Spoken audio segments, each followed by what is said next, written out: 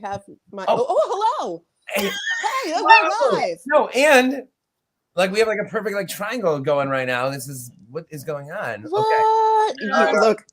So welcome everybody to Vox Vomitus. We just went live as we're all describing our bourbons. Cheers. Cheers, everyone. Welcome to Vox Vomitus. I am your host, Jennifer Ann Gordon, the author of the Kindle Award-winning novel for Best Horror, Beautiful, Frightening, and Silent, as well as Pretty Ugly and the Hotel series. Joining me today, as always, is my Vox Vomitus vixen, Allison Martine, author of the Bourbon books, which includes Dibs Since September and Move on Melinda. With us today, we have a little-known author named Pearl. He sometimes writes under the name of Josh Malerman. You might know his work from everything you've read in the past 4 years. Birdbox, Mallory, Unbury Carol, Goblin, Pearl. I'm missing House at the Bottom of the Lake, Inspection. Ooh, Inspection. Black Mad Wheel. Black Mad Wheel. I just finished that one. And this tiny little novella called Ghoul in the Cape. Welcome, Josh. Hi. First of all, Allison, your background is amazing. If I lean back, it will fall over. So we just admire and don't touch. It's just a screen. Like that. Woo! Actually, Diane Zinna got one just like it with white. So Amazon, they don't pay me, but I'm always like, yes, this is a room divider. So no one has to see the crap behind me. I don't have a nice, fancy bookshelf with everything. I have scariness. You don't have creepy stairs that you're sitting under like I do? Harry Potter. No, I don't. Oh, that's cool too. I got a creepy like woman there. Ooh, is that the self-portrait that Allison did in high I was gonna say, I feel like Allison did that. Allison. Yeah. It does look like her. A beautiful, creepy woman. Awesome. So thank you for being here. I know I keep seeing a ton of comments popping up. Everyone's like, yay, Josh. Everybody's saying, or they're saying, yay, bourbon. Or no, they're both. saying huzzah, Pearl, and hello, and welcome back, and Ghoul in the Cape, the nigh is near, and drinking two Ghoul in the Cape. The GNC, I'm like, gin and Coke? You don't mix those. I realize now what he means. I know, I would have thought gin and Coke too. I'm like, or that GNC, like that muscle store, you know? Oh, yeah. Like the first time I wrote GNC to someone, I'm like, wait, that's weird. Yeah, no, they're like, oh, you're doing protein shakes? Yeah. My husband drinks novel about protein powder. It's about muscle milk and a road trip. My husband drinks something called Huel, and it's like to make that face. It's like liquefied peanuts. There are other flavors, but I'm just like, you keep that because he's the kind who liquefied pea, and before you could say nuts, I was like already going someplace really gross. You're gross. It's not, I mean, I think it's gross, but he's the kind of person where if we could just give him nutritional supplements and pills, he would be fine to not be bothered with chewing or eating food, whereas I live to eat. So yeah, we're different just in that way. I've known people like that in my life. You know, I remember this, when I was in high school, there was this one guy that had intentionally like put on a bunch of weight with the intention of then, you know, becoming like a muscle man, right? And everything was what you're describing right now, like all powdered, whatever, pills, but the thing is, like, it worked.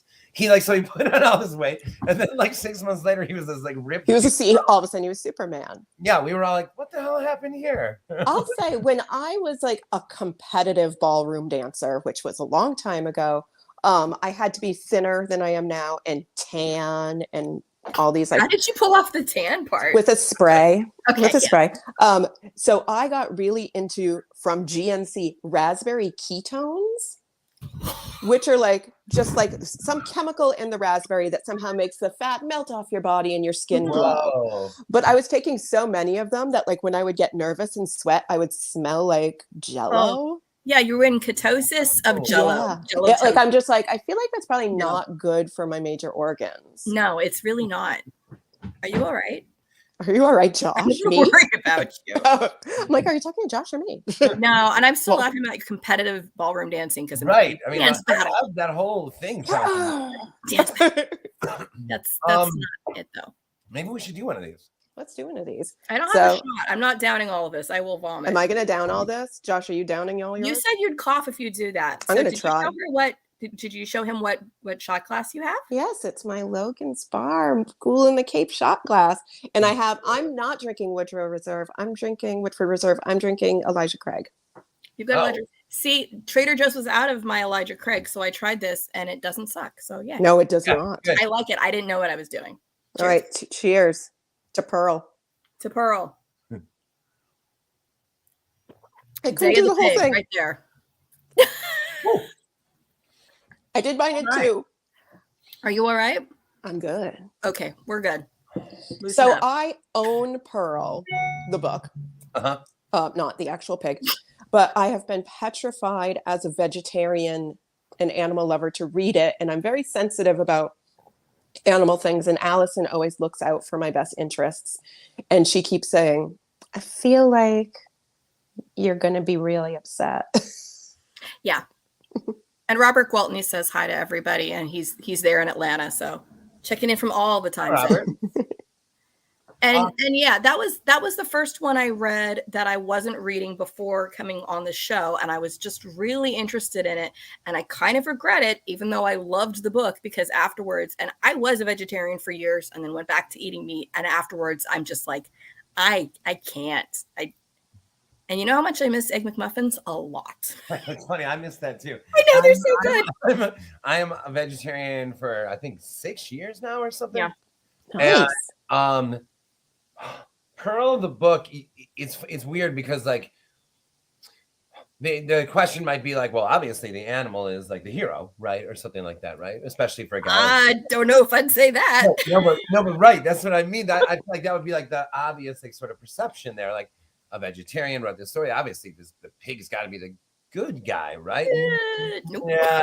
It's more like the anger you feel at how animals are mistreated. Pearl maybe personifies that. Yeah. So, think more Joker as hero, anti-hero. Oh, well, I think that all the time. Yes. Yes, you're rooting for him, but at the same time, you're like, oh boy, this is dark. Yeah. Mm-hmm. Like maybe I shouldn't be rooting for him. What does that say about me? Does this somehow put me on like an FBI watch list? Yes. Anybody that checks out the book from the library is immediately. They're immediately like, just. Well, you will. They take a little picture of you and put it in.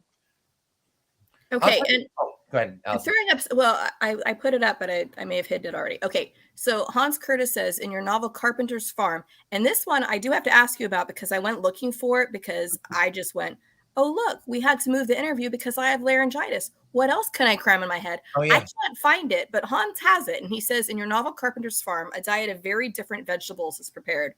Okay. What so vegetables? Should I be worried about those too? Carpenter's Farm is, I wrote that book as live as you can write a book on my website. So at the beginning of the lockdown, the beginning of the pandemic, I would write like a chapter, rewrite it, and then post it. 2 days later, post another one. 2 days later, another one. And so it was about as live as you could get, meaning, you at least give it a once over before putting it up. Right. But you didn't have like your team of people reading it and going. Oh, I will say this. The editor at Del Rey did help me with like spelling and stuff. Like she read and she'd be like, yeah, that sounds good. That or would highlight a few errors, something like that. But this wasn't no macro stuff like that. There was no outline. I didn't know where it was going. No, not if you're posting it chapter at a time. Like, what is this? Great Expectations? It's showing up on our newspaper. That was. I love that. The idea. That was kind of the fun of it. That was people started to play along. Chris Campbell did a soundtrack. Poems were written. Short stories were written. Illustrations, photographs. A novella. Michael Bailey wrote a novella like offshoot that was even nominated for a Shirley Jackson Award.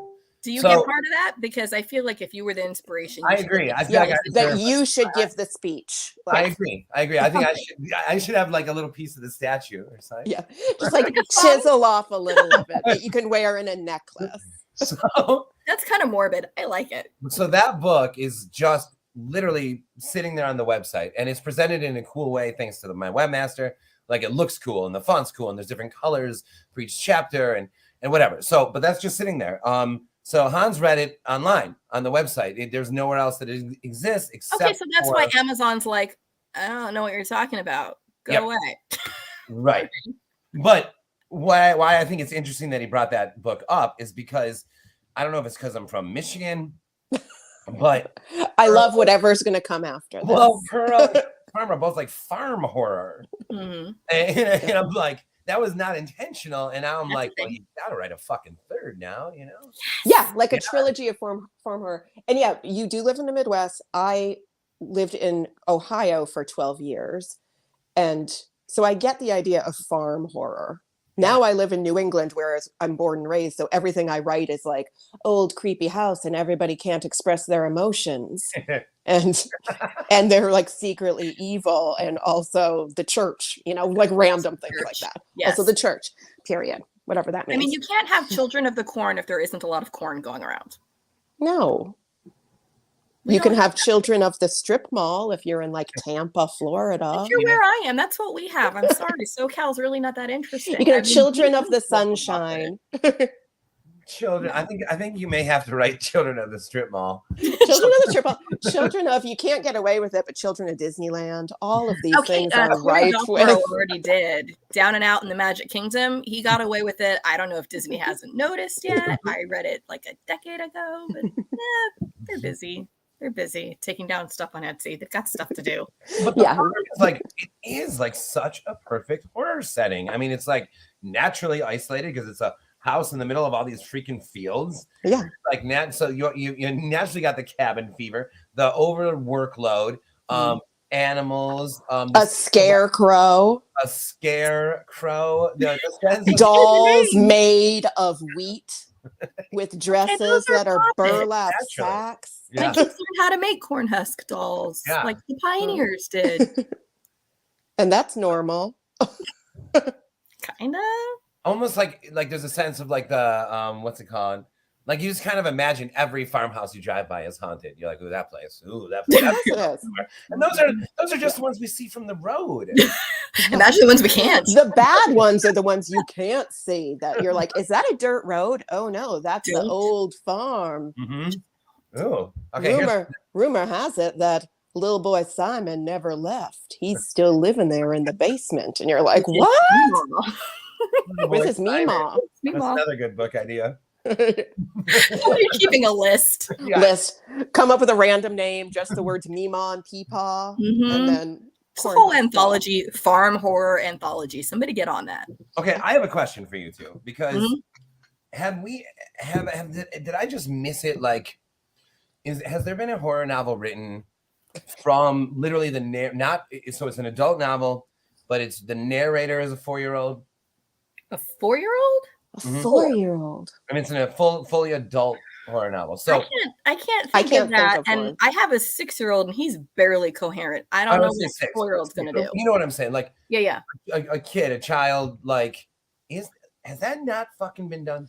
I don't think it's been done. I will say I wrote a book that had a 4-year-old in it, and I kept trying to make him smarter than he was. And people would, like, beta readers would read it and they'd be like, a 4-year-old's not going to fucking get this. And I'm like, they're not? But a weird one would. Yep. Well, and I have 3, and each one of them were different places developmentally at that point. But I know sometimes when I read people, and that was something I was going to ask you, Josh, because you don't have children, but you like to write about children. And I'm just like, in a creepy, in a good way. No, not in a bad way. But I mean, okay, so Inspection is main characters are children, not a children's book, although it was about halfway through before I'm like, oh no, this is not something I can let my daughter read. Up until about that point, I thought, oh, maybe Fiona would like, oh no, we are not. Nope, never mind. Putting that one back. Halfway through your reading process, you messaged me and you're like, well, this took a turn. I'm like, yeah. And okay, and so A House at the Bottom of the Lake is 13, so they're not really children, but Pearl, I will say the main character is a boy, not a pig. He's a boy, a young boy. Yep. And you've got these children characters that you write so well, and then you get to Birdbox and then Mallory, and then you did age them up. So spoilers for people who haven't read Mallory yet, the children They make it through Birdbox, and then they are basically the protagonists in Mallory, and they're teenagers. They're 16. But you have the children's voice so well. It's like you didn't turn off your inner child and you let him have at the keyboard. Yeah. So now, well, actually, I have a couple of things to say to this, actually. But now imagine literally that inner child telling the whole story. So it's not like, just imagine if it was like, just bear with me. I'm just going to riff, I guess. Mm-hmm. So imagine it's like, mommy and daddy say goodnight. Mommy and daddy leave my room. Other mommies comes out of the closet. Love it. Sorry. Okay, your middle story in a little bit Red Book of Requests. So witch's hair. Yeah. My hair, not yours. Yeah. Again, main character is a child, and that one freaked me out. Yeah, witch's hair.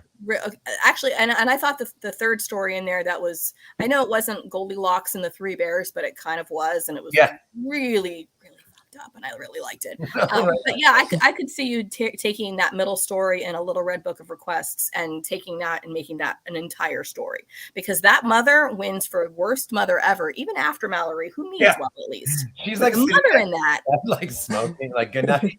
She's like, go to bed. Well, my mom was like that. That's fine. Seriously, like that book. I'm sitting there, and whenever you read as a mother, whenever you read books with mother characters, you always end up putting yourself against the benchmark. And the way Mallory's always like yelling at the kids and doing that, because there's an apocalypse going on. It's fair. I treat my kids like that anyway. Get in the car. We're going to be late to school. Stop You're treating them like that, like in the drop-off line. I know. They can hear me. They heard me yelling probably at my youngest today because I was pulling out, and he unbuckled himself and got out of his chair as I'm driving the car. And I'm like pulling back in and like, stop doing that. And that's dangerous. And what are you doing? Can you imagine if the world was filled with monsters? How much my kids would have gotten eaten in the first 5 minutes. I don't really know. Like, they have no level of, oh, hey, the world's ending. Maybe we should listen.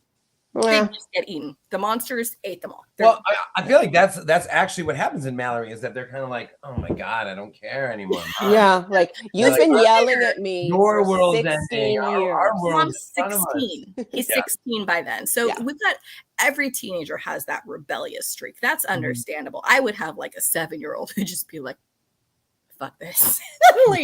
Kids age fast during an apocalypse. That's true. They do. They really do. So I like the idea of child's voice doing horror. Yeah. I really, really do. Like full novel. Even the words like other mommy just creep me out so much. Right? I'm like, ooh, other mommy. Is Coraline a children's book? No, it's not. It's not. But it's like, I don't know. It's not technically, I would say it's not a children's book, but I think middle grade kids, I think Coraline's considered YA. I don't know. Even though anybody with button eyes belongs in a grown-up only novel. Yeah, exactly. One way of making this idea full-blown adult is the things that mom and dad say to the kid, say to the narrator. That like the dad could be talking about some fucked up, he could be confiding an affair. He could, mom can be confiding, an affair of her. I don't know. An affair. Mommy drinks.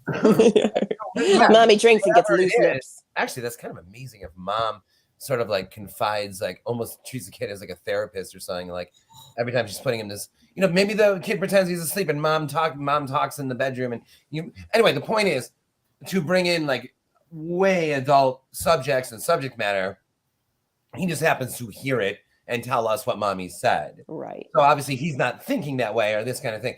So I think if we have that and he's our funnel, he or she is our funnel, I think that works. I think it works too. And I know there's people out there who are like, oh, you can't do an entire novel for adults in child's voice, whatever. I like it, especially because I think it takes away, in a way, the biases that we have.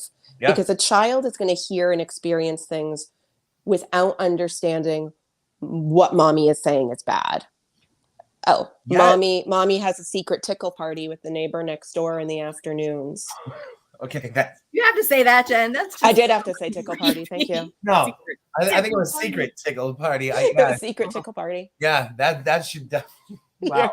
Write that down. We may have Let's to watch this later. And take all Thank these me, notes down. thank me for your next Stoker award. Like, I'd like to thank the inventor of the secret tickle party. I think that's the name of the book. You worry about where that's going to end up shelved because people are going to think, oh. Yeah, I was going to say, I feel I like certain places are going to be like, oh, I guess we'll put this in erotica. That's exactly my concern. Well, also, sure one more thing on this is that it also sort of like eliminates, like, if anyone's ever, and it's okay to be wooed by brilliant writing, of course. Is it okay for you? But meaning, no, meaning like, you guys, no. Meaning like this time where I'll read like a book, I'll be like, oh, I don't really like the plot, whatever, but God, I'm like, fuck, this writing is so good, right? Yeah. This is a scenario where we eliminate that. It's just where you're like, it's not going to be about good writing, people. Right. You just hope it's spelled right. That's it. So you immediately you get rid of any chance of any sort of, the prose isn't going to what sell it. Right? Yeah, because the kid's not going to be using those terms. Kids need to be speaking. The kid doesn't know what a metaphor is. Right. It's a metaphor. Sorry. I apologize. It was bad. Which is why when I tried to write child's voice, people are like, kids don't know what metaphor is. See, that's advice. I think I'm going to actually have to keep using you as a soundboard, you two, because we're here. And I feel like you've already given me like so many ideas on this. Anyway, Mima, Peepaw, little kid. Yeah. Well, an inspection is primarily from the point of view of a young person. And again, you have that with isn't necessarily using metaphors. And let's talk about what kind of influence and what kind of things they're aware of. But I don't want to spoil that. And I will say, I would love to go on to, I don't know if it's your Amazon page, but maybe it's the Goodreads page for that book and chop about half the description. Because I didn't look at it first. Jen just told me, you should probably read this one. And I ended up reading Black Meadow first.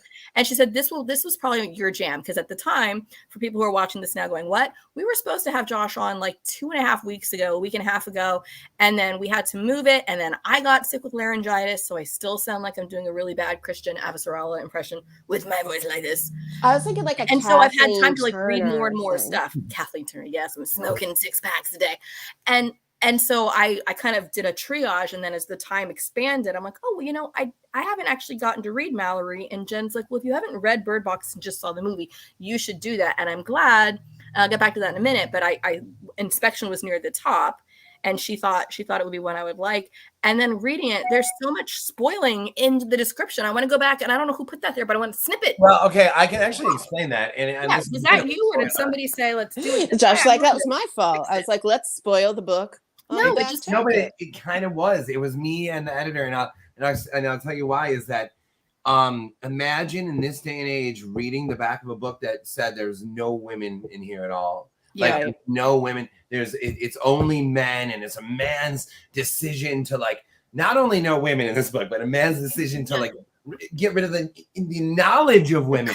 We don't need the knowledge of women. Women don't need to exist in the world. On trees. Right. They just grow on trees. That's where boys come from. Imagine that back of that book. That doesn't age well in the Me Too era. No, it or really in any era. Or just in any era, thank you. Right now. Yeah. So Trisha and I were like, fuck. Because part of the excitement of that book is the reveal. Yeah. Halfway through. And I hadn't read it beforehand. So I was glad that when I went back and looked, I was seeing so many people going, this reveal doesn't come until this much later. I'm going, good. Well, if you hadn't read the description, then you would have just enjoyed that. And then some people didn't like how things went with it. But I'm like, yes, that was the best part. That's one of the few books that made me want to write a weird kind of fan fiction. I wanted to write the books that the kids read, their Hardy Boys and their Nancy Drew. I was like, I want to do that. Is that a job? And I'm like, no, that's not a job. Writing a fiction. To write a woman. To be able to write a woman. Sorry, this is probably nonsense for people who are like, I have no idea what's going on. But imagine a boy being raised without the idea of women at all, and girls. Without girls women. No girls, no women. No, I know. Man. And a lot of their education comes from these incredibly, I would say, hysterical ghost written novel series that are basically like, I considered it like Nancy Drew and Hardy Boys type of stuff that like, and I just wanted to write one of those books. Yeah. And then I said to myself, Jennifer, no, get back to your actual writing. Finish your damn book, Jennifer. Don't open up a blank Word document and just start like, nope, that's not necessary right now. A Judith Nancy book. I would actually love to just hang out with Judith Nancy. Like when the girls, well, now again, this is a spoiler for anyone, but everybody block your ears, just pour bourbon. And she has like a bottle in the basement office. And she's like, come on, girls, like, let's chat. You too. This is cool. You two found yeah. I would like to hang out with Judith Nancy. Yeah, like when I read books, I'm always like, who would I be in the movie of this? Because I'm a Leo, and hey, so am I. Obviously. Yeah. I'm like, obvious. That's obvious. So I'm like, who would I be in this book? And I'm like, I'd be Nancy. Okay, that's easy. It's very Leo to like being a Leo and to like love being a Leo. Or to even know that you're a Leo. Wait, what's your birthday? So, August. I'm cusp Virgo, so I'm August 20th, which also makes sense because I get a little crazy. I'd say serious. Serious. Oh. When is your birthday? I'm cusp Cancer, which is interesting because it's like first of all, thank God I made it over the line, but it still is sort of like, hey, everybody, watch me break down. Yeah, but like, and also cusp Cancer, you're like, look how open I am to things. Yeah, I am like, watch me. Oh no, and then you crumble into bed. Right, and then you watch me, and then you're like, wait, am I that open? And then all of a sudden, it's like another. Yeah, and I'm because of cusp Virgo, I'm like, I'm a performer, and then afterwards, I'm just like, do you know what? It's terrible performing. I should definitely write in my journal about it for weeks. We were talking about before this thing. We were talking that we were nervous. Yeah, there were still like anything, any public appearance, any reading, any show with the band. This podcast, still get nervous beforehand, and you would think at some point you're like not nervous, but no, that never goes away. I thought it was so. So Josh, you sent me this message. You're like, oh, I worked out because I had all this energy, all this nervous energy, and I'm like. And I thought to myself, why the fuck would Josh Malerman be nervous talking to Allison and I? Has he? I mean, he remembers us, right? You've already talked to us once. We are not an unknown factor. But that being said, we were also nervous. Yeah. We're like, what are we going to wear? It's like a date. Let's get drunk. And I was like, I have to get drunk and look pretty. And Allison's like, I'm wearing red. And I'm like, well, fuck, I was wearing red. You know, so and then we go, what are we going to wear? And what color is it? And that's what happened. What's my hair happened today? I give up. And see, most people are all about their star sign, and I'm just like, no, I am Groundhog's Day. I am a groundhog, so I don't really associate myself as an Aquarius so much as an actual groundhog that predicts the weather. I wish that was a sign. Why not? That's your birthday? Yeah. Oh, that's an interesting Isn't one. that bad? I'm like, I have a movie. I have a rodent. You have a Bill Murray movie. I don't think I've ever met someone that has that. That's an interesting one. Wow. Groundhog's Day and leap year birthdays. I'm just like fascinated by. Yeah. There are obviously a lot fewer of the leap year folks. And I know they had like a whole storyline on Modern Family where the guy's still celebrating like he's 8, but he's 32 because he gets it. I feel like it makes me such a Leo that I'm just jealous of those people. How come you got a special birthday to me? Like your birthday is way more special than mine. I know. I don't like that at all. I just thought the same thing too. I was like, oh, that's more special than mine. Yeah, that's weird. I thought I was a lion. July 24th is like the height of summer. Wait, you're July 24th? Oh, it's the best. That's my mother's birthday. Really? I don't know if that's a good thing. That is that makes a lot of sense. Yeah, that is it's one of those like Allison's is December 3rd, and we always have a good time on her birthday. In fact, we went to New Orleans this last year. Yeah, I saw the pictures. That makes me a stalker. I know that what you like. I watched. Actually, I remember. You had a lot of people concerned that you were moving there. Like you were joking, oh, we're moving. And then people were like, what? Really? We just like it, guys. Don't take everything so literally in our Instagram. You know what? You're right. Either one of two things have to happen. Either people have to stop taking stuff so literally, that's not going to happen. or I have to be aware that everyone takes it. You have to be aware when you say we're moving to New Orleans tomorrow, that somebody might say they're moving to New Orleans tomorrow. Okay, and you also should have presumed they were drunk because they were in New Orleans. So that's just kind of required while you're there. Right. I'm with Allison. If I saw that, I'd be like, maybe.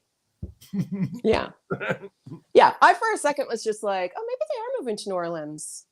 Yeah. But then I remembered when my husband and I went to New Orleans, we were just like, we're moving here. Like 2 seconds down into the French Quarter, we're like, we live here now. Let's get a paper. Let's find an apartment.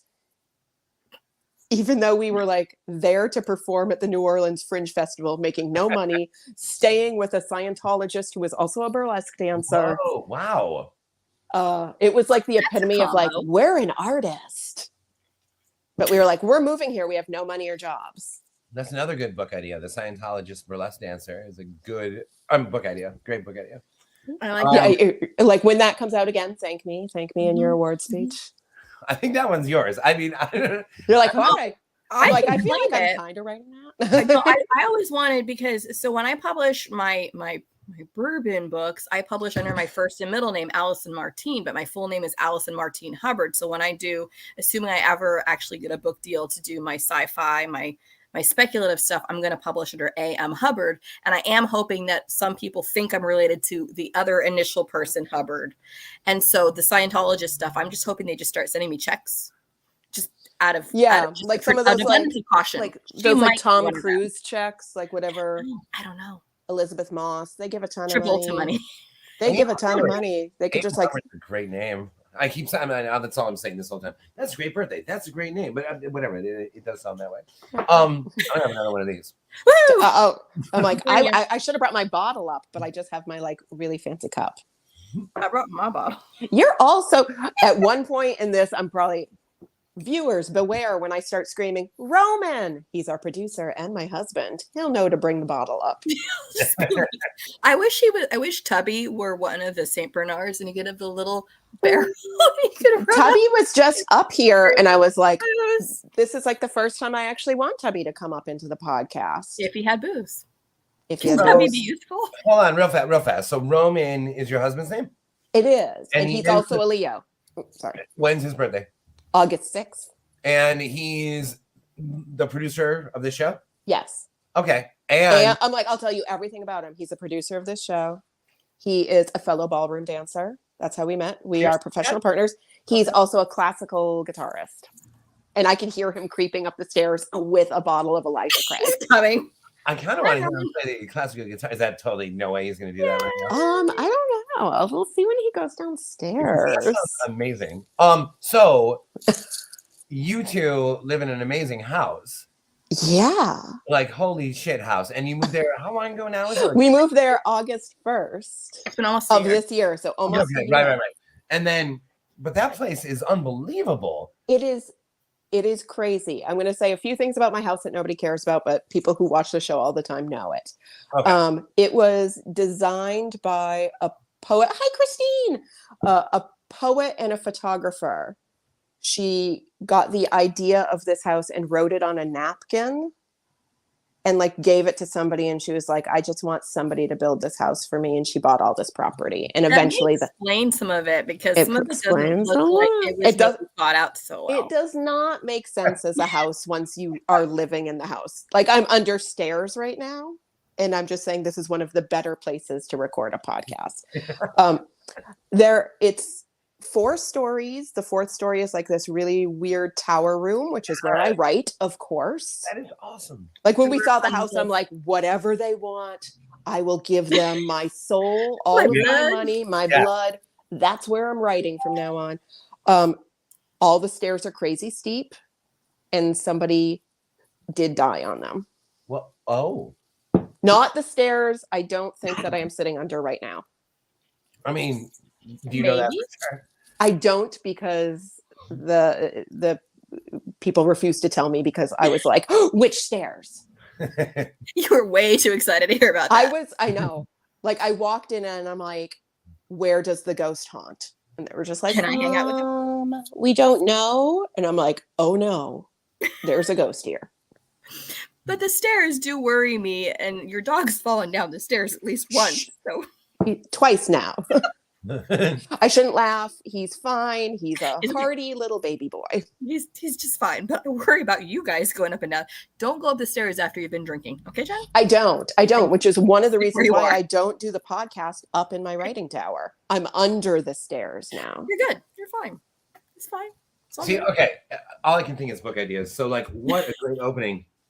A guy or girl's like, I can't go upstairs. I drank too much. The stairs are too steep. You know? And then it's like the idea of this like super like scary, like steep, like staircase. And he or she is in like the office, like just drinking at the desk. And it's like, I want to go upstairs because maybe he or she needs something up there. Yeah. Because that's my office. Yeah, okay, yeah, there we go. And it's like, but I'm afraid to go up there. Not because of like a ghost. I'm afraid like I drank too much to survive these stairs or something. That is a fun short story, you know. It is. I'm not going to say these stairs don't exist someplace in something that I am sort of working on when I'm not working on my book that I am very much working on. If my agent is watching this, Paula, I love you. I'm very much walking. You finished the book. I finished. You're going to be doing edits. You don't have to edit in a staircase. I don't think he was asking for that. That would be a really weird edit. Put it in a staircase. Put it in a stair. This book needs more stairs. I don't think that's a note anyone's ever gotten. I would give that note. If I ever become an editor, which I never would, I would just be like, more stairs, please. Jen, I worry you're going to do a point of view of a staircase sometime. I would do that. Yeah, you would. Write the book from the point of view of the stairs that people going up and down. I didn't mean to murder them all. You know me so well. I know. You know me too well. But yes, thank you for wasting all this time talking about my house. But if you and Allison, or you and your Allison ever want to come and sleep on an air mattress in a haunted house. Yes, we'd love to. It's open. So wait, where are you exactly? We're in New Hampshire. So I know because coming tomorrow. I'm a little bit of a stalker. You're doing a book show in Haverhill, Massachusetts in October. We're at the Merrimack in October. Yeah. And it seems like your place is ideal for that. It's very close. It's very close. I mean, it's called, say it again, Haverhill? Haverhill. Yeah. It will look like the words Haverhill, but it's Massachusetts, so it's Haverhill. All right. Well, it's like a lot of the UK stuff where they're just like, these are suggested letters that we put in here. Nothing actually belongs in there. Yeah. So you and Allison and your dogs, even if you travel with them, are welcome here. Really? Okay. Yeah. I mean, it's not awesome accommodations. It's an air mattress, but we do have a bathroom that has a clawfoot tub. And a ghost. I almost feel like I just want a photo of like us and you outside of that. I mean, no, but let's drink. You're like, I don't want to stay at your house. Just guys, don't dox yourselves. Jen, do not give out your address during the broadcast. I know I won't. I was about to be like, just come here. It's here. It's here. All right. I feel like your fiance Allison, who we reference a lot when we talk to you because she is an enigma. She's an artist. She's a goddess. Mm-hmm. She's an animal tamer. A fae creature. She's everything. She would see the landscape around here and all of its swamps and weirdness. And like she and my husband would probably like go for a hike and come back and be like, now we have 3 buckets of frogs. And we'd be like, well, you and I are too like afraid to climb the stairs. I know, we're like, oh, we are still outside. That first step, it's a doozy. Yes, that sounds amazing. Yeah, we're in. Awesome. I'm like, oh my God. You just invited him to your house. You heard it now. I'm forcing Josh Malerman to come to my home. I think he volunteered to come. I think this was completely, it was fine. Okay, and now he's coming. Will Allison attend? Will Josh have a table to sell books? Hans wants to know if he's going to Haverhill this year. Will Allison attend? Allison will be there. Allison will definitely be there. And we'll have a table probably, but for some, at all these like events, I'm like, it's not me to like sit still or something to be like. I think you have a table there. No, it's like maybe there'll be one and then just take a book. Take a book. And then find me or something. And I'll sign it if you can catch me. Do you me. need a booth bitch? Like, I'll be your booth bitch that day and just like work your table and be like, a booth babe, Jen, not a booth bitch. Be nice. You don't know me. Oh, that's true. That's true. It's all I worked in the comic book industry for a while. It was definitely booth bitch because people were like, "Oh, this comic book isn't worth as much as you think it is." Yes, it is. I feel like if I'm all the way out in like Massachusetts, where like all the horror authors are, that's something like me from Michigan. I'm like every time there's like another horror author from New England, I'm like, oh my God, of course, And then like, so then go out there and then I'm going to sit behind a fucking table all day. You know what I mean? I want to like. No, you're going to go spoon with Paul Tremblay and stuff. What did you say? I said you're going to go spoon with Paul Tremblay. Spoon. Take a picture. Yeah, I know Paul would be like, please do not do that to me. Yeah, Paul does not know we're currently referencing him. Paul, we love you. Paul, we love you. Please come back on the show. Yeah, I know. Josh is just gonna drink. It's fair. Josh is just drinking. I know New England we have this reputation of like we are the home to like every horror author. You are. We are. And I did see, and I know this is your work, but not your work. You just wrote a foreword to Joe Hill's Heart-Shaped Box. Yeah. Didn't you? Yeah. So when I started Black Mad Wheel, am I saying that in the right words? Yeah. I want to make always it mad, it. but it's Black Mad Wheel. It's Black Mad Wheel. I've had that book forever, and I read it about a week and a half ago, and I felt the same way that I did about Heart-Shaped Box, which I also had for a really long time. And maybe because they both have like music-oriented things. Oh, yeah. That I was just like, I think I'm going to like it, but I'm not sure. I told you would like it. As soon as I read it, I said, this is the one. Like I picked that line up and I read that before I got to inspection, and I read them in a good order. It was my Josh Malerman version of Heart-Shaped Box for a few years. And then once I like 3 pages in, I was just like, oh, and I'm not sleeping until I'm done. We had a really, really fun time with the like theatrical readings of that one, where first of all, the whole band performed as the Danes. I was wondering.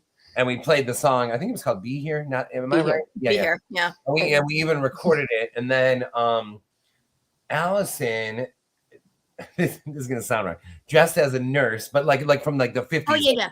Like an amazing. No, all of that's good. Sexy nurse. Go on. It is. Yep. Really yes, you had me at. Sexy nurse. Anyway, so there's that scene where she dances, but like Philip's unable to stand up, and she dances like pretending that he's with her, whatever. Like she's holding him. And we did this live. And so I would be on this like army cot with all this, like we had like props and all this like stuff, and I had like bandages or whatever. And Allison in this like old school, this awesome classic nurse outfit, like dancing with this music playing to like with dancing alone in a bookstore.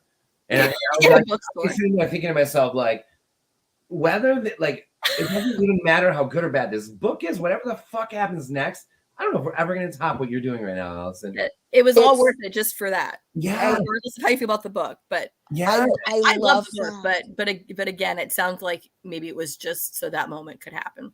I'm fine with that. It was great. Yeah. There's something. So when I got to that part in the book, again, like as a dancer, as a ballroom dancer, somebody who's very used to like dancing with a partner, I also dance without a partner a lot while I teach, while I create, while I choreograph. And there was something so like intimate and beautiful about you describing her just dancing by herself that I hate to show that I care and I have human emotions, but I cried. Human tears. People tears. People tears. I cried people tears. Man, you two are incredible. I saved those for Bridgerton, which is something else we should talk about. No, I know. I was about to say, like, you're afraid to admit that. I just wrote you that that I cried, I think, an average of 3 times an episode. I feel like you wrote 4 times an episode, but now you're trying to walk it back to like in somehow a cool zone. That's really kind of cool right now. Yeah. I only cry 3 times an episode during Bridgerton. And I'm like, I don't know, Josh. You told me 4. Yes. So we're going to talk about Bridgerton, not in spoileries for Bridgerton, but because Bridgerton is the romance, the hot romance that's, happening right now. And I will say, you sending me a random message that said, "So are you watching Bridgerton?" First, I was like, I think he means this for somebody else. Like, why would this be sent to me? It made me watch Bridgerton season 2. And I don't think people would associate Josh Malerman Birdbox Regency romance is with all your Regency romance. Tell us how you got there. Okay, so was it because of the bourbon? Allison, yeah, probably. Allison was watching it, and I was like, I don't want to give any spoiler for season 2, but the idea of the tension, about what's obvious, and these two should do this, but they're not doing it, that thing. And I was like, I hope this entire season, because we were watching episode 1 or 2, whatever it was. And I was like, if they can maintain this tension. Yeah, that enemies to lovers thing. Yeah, if they can maintain that for an entire season, if you can maintain that for an entire novel, that's all you need. And it almost shrunk the idea of story for me. That the whole thing is hinging. It was almost like the same soundtrack, the same note, boom, boom, boom. Is it F? The whole time. Ooh. The whole fucking time. Yeah. And Allison, and we were talking about Birdbox was kind of like that, where it's just it's all one note, dude. There's no subplot. Well, there are in Bridgerton, but you get what I'm saying. Yeah. Not Birdbox. It's all you need. There's something about that driving beat of any story. Yeah. Mm-hmm. That when you get to about the 3/4 of the way mark, whether it's a movie, a story, as a writer, as a reader, when it's just relentlessly giving it to you, that you were like, I don't care what happens now. Yeah. When you read something where it doesn't do that, it's so obvious, because if that lets up and you're just like, well, I guess I can keep turning the pages because I got nothing better to do.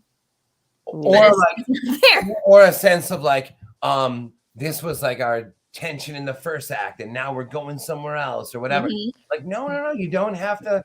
We can stay this small, this little fucking tension, big, but this little thing between these two characters.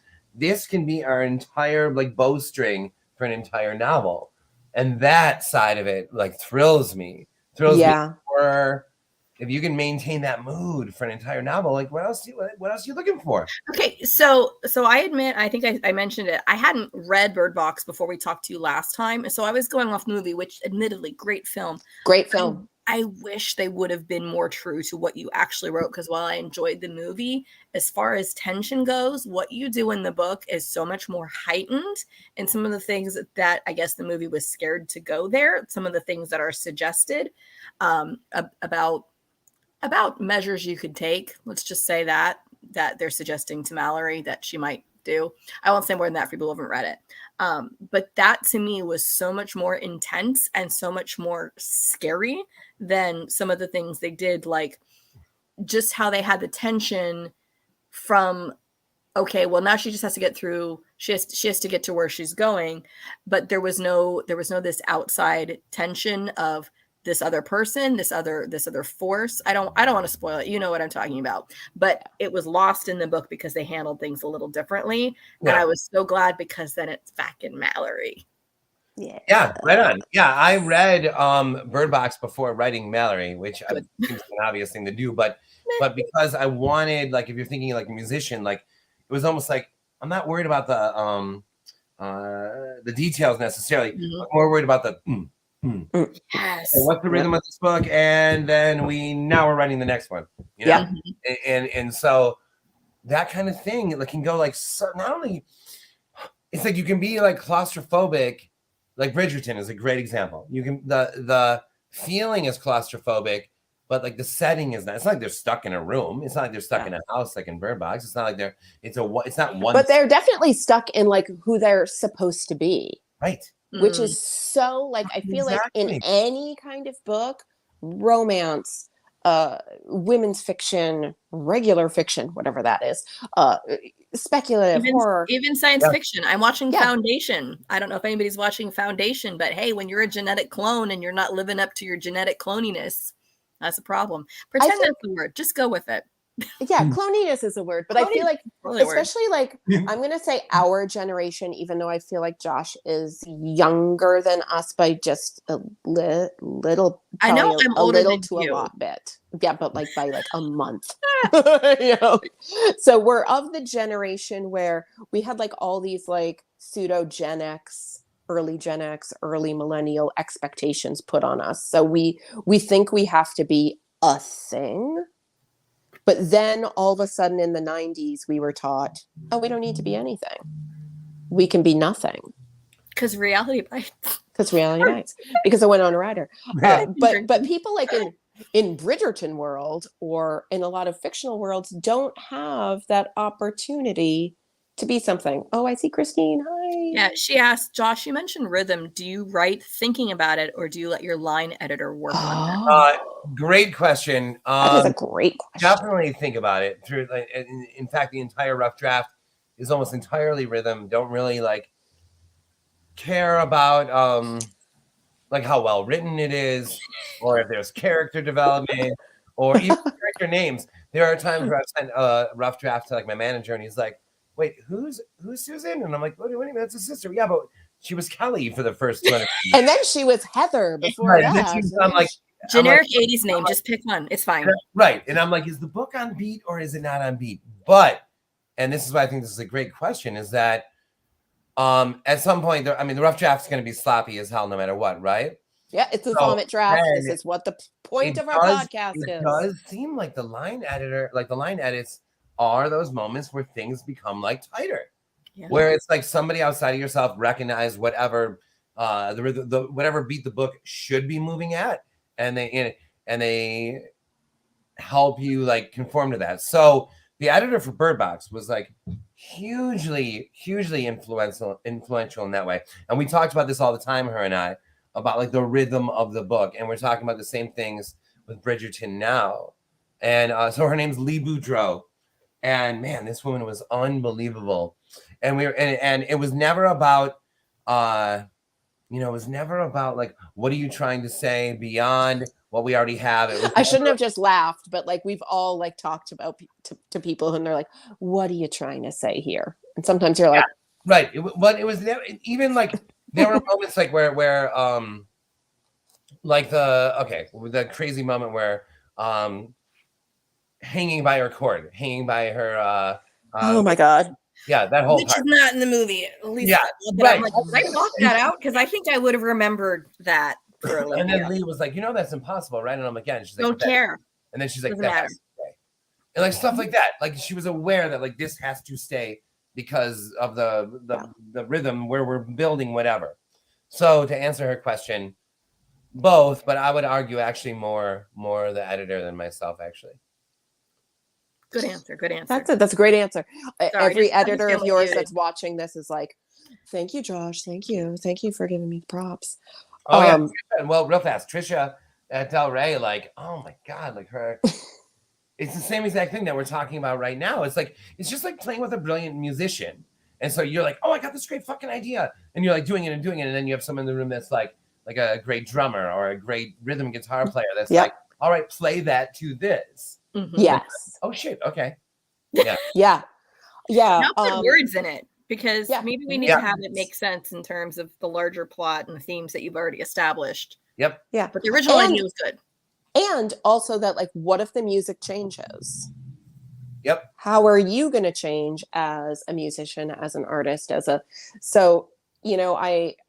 had an amazing meeting with my agent this week about my book, and she's like, I love it. There needs to be a rhythm change. Really? She didn't use the words rhythm change, but because she talked in dancer terms, because she knows I'm a dancer. And she was just like, the end of the, like, and I'm like, I do get it. And it's so good to have people in your corner. Allison, you have been in my corner for this so many times of like, how about listen to it this way? How about do it this way? And I'm like, oh, yes. And it's not somebody saying, rewrite your story, change your idea. Right. It's like, let's see how other people hear it, other people see it, how people move to it. And that's, I think, really why writing is such an solitary art, but it needs other people to like put its little tendrils in. So I went on as a Detroiter. I went on a tour of the Motown Museum, right? Once. And there was this amazing moment where it's a home, by the way, it's like a house. Motown, the studio was like a house in Detroit. And the house next door is where all the acts like the Supremes, Temptations would learn like their dance routines. Right? I mean, it was like a cottage industry, right? Like not far, like 7 miles from where I'm sitting right now. Right? I love it. But there was this thing, there was a moment where we were in the recording studio, which was really a living room, okay? And they were talking that Berry Gordy would be with like the producers at the end of the night. And he would say, you know, because like there were men like cleaning up the studio at the end of the night. And he was like, somebody would be like, are we done with the mix? And he would be like, the janitors are tapping their toes. We're done. That's all that matters. Like, are the drums too loud? Are the drums too quiet? Are the vocals too loud? It doesn't matter. They're tapping his toes. We're good. They're dancing. And so often, and to go with what you just said, there are times where I'm writing where I'm like, is it, or rewriting, where I'm like, is this, man, does it need this or that? I'm like, you know what? The janitors are tapping their toes. We're done. Yeah. Oh, I love it. You're right, janitors, though, too. You have to find the right janitors. Because we've had these conversations about your betas are only as good as their own background and what they're expecting to come to it. And some of them, if they're other writers, are like, well, I would write it this way. And they're honestly trying to rewrite your book as if they were the writers. And some of them are like, I might not be really all that informed in your genre. And so you have to know what kind of janitors are going to be listening to your book, if that makes any sense. I think I lost. No, that really does. But it matters because I have some who are amazing, but they don't really read in certain genres. Like I write in a couple different ones. They don't clean your normal kind of building. They don't have the right scrubbers or whatever. And they may give good feedback about, oh, well, I feel like maybe this part could have been cleaned up or whatever, but they aren't feeling it, or they miss bigger things because they aren't used to looking for them. No, but Allison, okay, but I definitely hear you, but I wonder, like, the things that a non-horror fan would respond to me would be like obvious. If they were like, this is too violent, or this is like, people who were like, I hated that so many people died. Yeah, some of the ones who read who were making comments on inspection. I'm like, pig, you know, and it's like those elements of like, I would be like, okay. But this wasn't for you. This wasn't your cuppa. Right? No, but they were like, but like, oh, the pacing or whatever. I'd be like, okay, that's what I'm looking for from you. And that's why it's okay sometimes if you have those other janitors. Yes. That's why I'm like, I still have ones who are like, the only romance I read is your romance. I'm like, that's fine, but they're not necessarily. Are you talking about me? No, not you. But I have several others who really don't. And then so when they weigh in on the question of smut, like, is this too smutty or not smutty enough?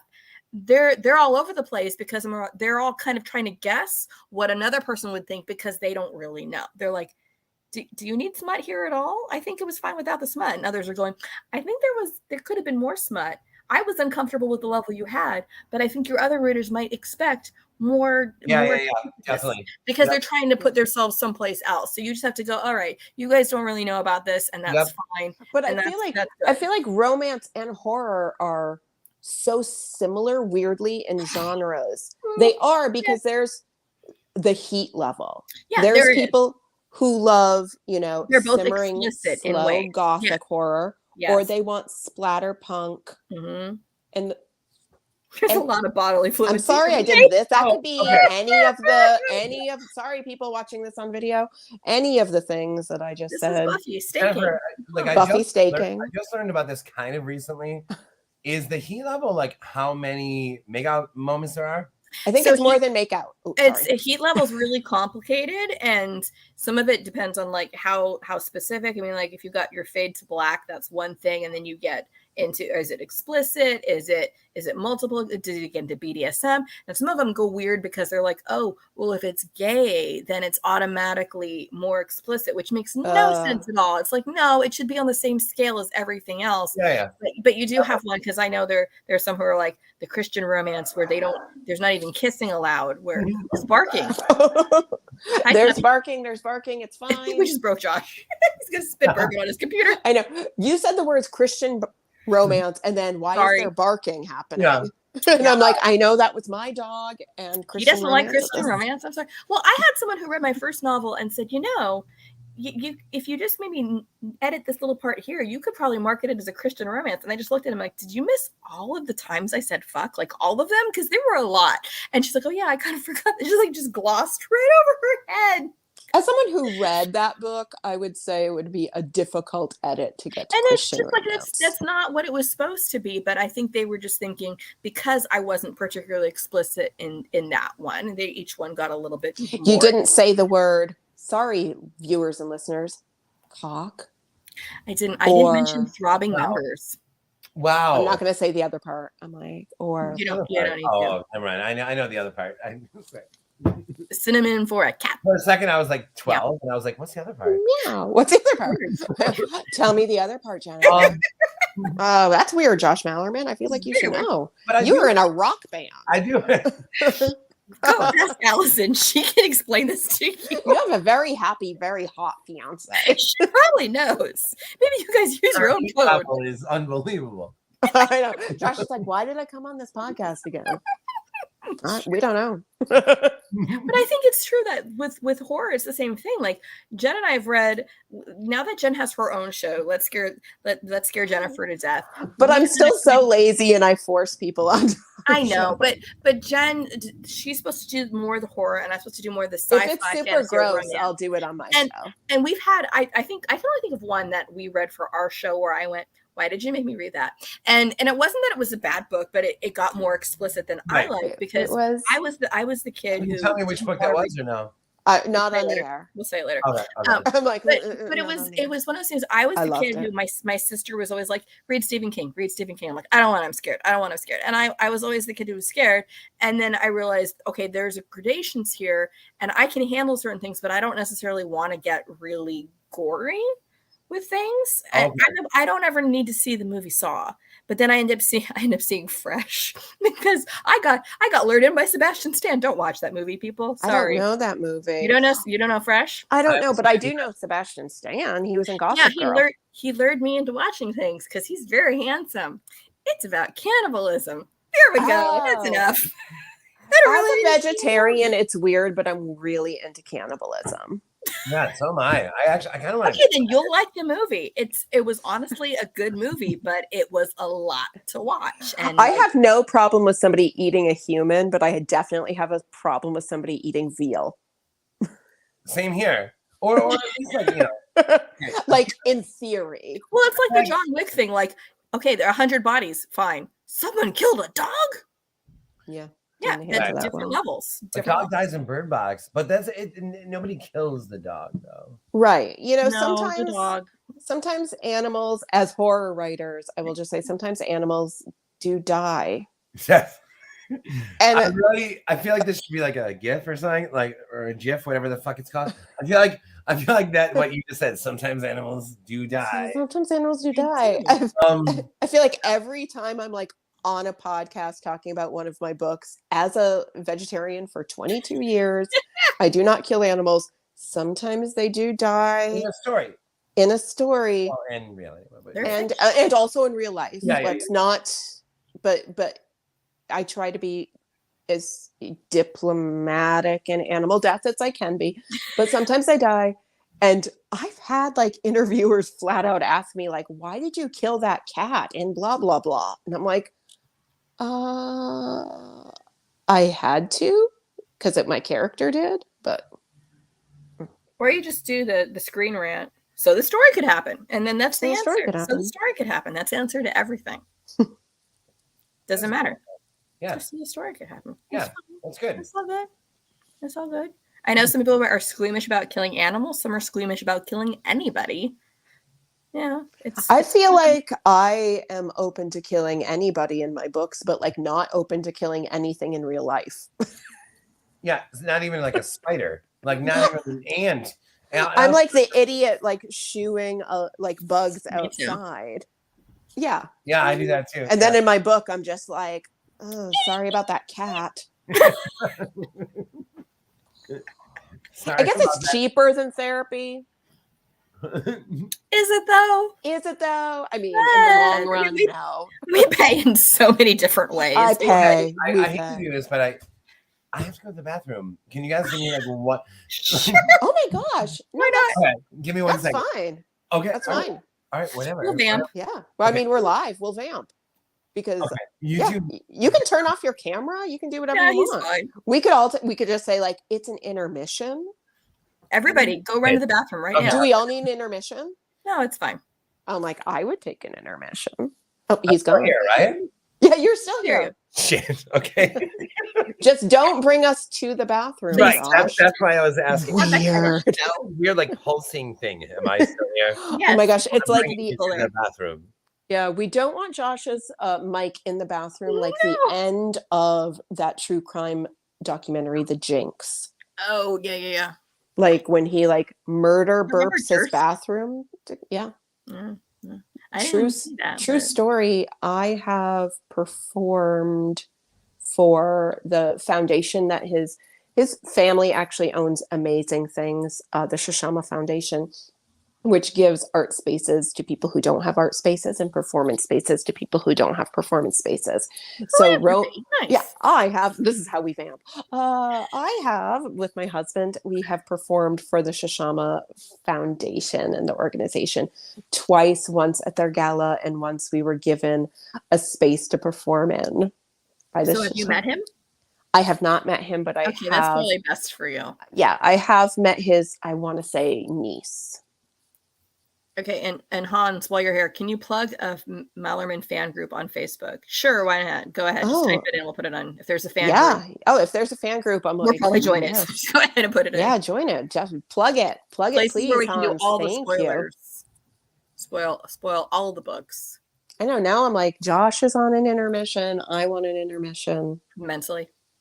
No, not mentally. Oh, okay. I'm literally looking around this room thinking, okay, Josh and Allison are going to come here in October, which they're not going to, but if they did, amazing.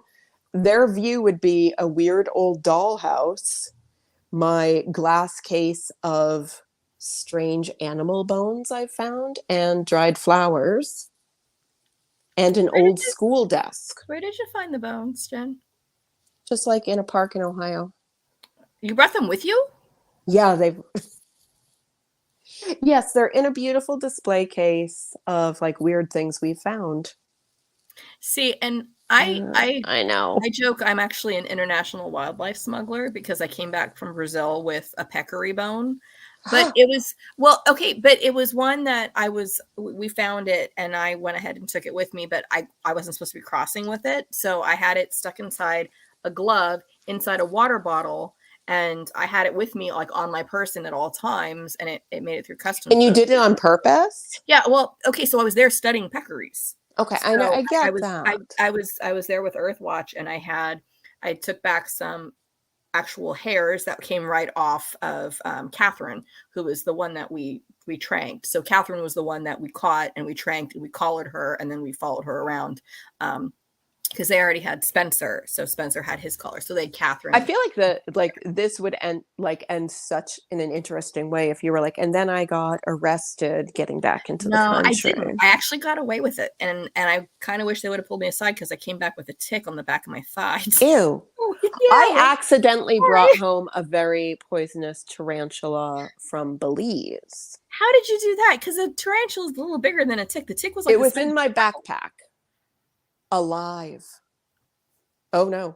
Okay, good. Hopefully this is the plug of something. No, this is just for the Malermaniacs. Is that all are welcome to join. I'm one of the admins, just over 100 members so far and growing. We keep up to date on all new publications from Josh, short stories and anthologies and limited editions. In fact, this live video is the most recent post in the group. Yay, Hans. Also, sorry that we're here. This should be a more hard-hitting interview. Where we're like really talking about the work. When have we ever hard hit anything? We've never hard hit. Maybe a pinata. We're not the Barbara Walters. So I know Hans is watching this. Hi Josh. we were apologizing to the Malermaniacs for this not being a hard-hitting Barbara Walters style interview. That's not what we do. That's not our thing. Okay, so I was thinking about the heat index of a horror novel while you were going to the bathroom. I was, and I was thinking about this, that I don't know if it's because like I've read like a gazillion horror novels or whatever, but in the context of a horror novel, like sex and violence, how do I explain this? They are already knives, right? Oh, so if you're going to yes. like the best, like I'm not shocked by sex or violence in a horror novel. It's like, look how sharp my knife is. If you can cut me with something that isn't sex or violence. Yes, I know what you're saying. Something that catches you off guard. Yeah.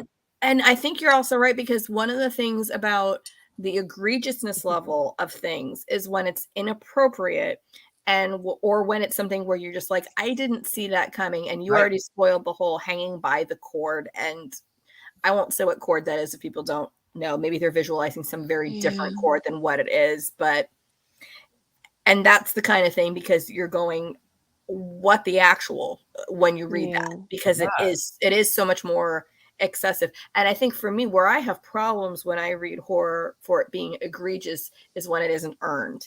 And everything I've read in all of yours is so earned. And that's why I had a problem when I was reading, first off, reading Inspection and reading the blurb, having more of the turn that I would have liked to have had been a reveal. And I'm glad that I read it before I read the blurb there. But people upset about the ending. And I'm thinking, what part of that ending wasn't completely earned when you have these who are completely isolated? And so who's feeding them their morals about what's right and what's wrong? Right. I mean, in fact, Inspection is almost, what's the right word?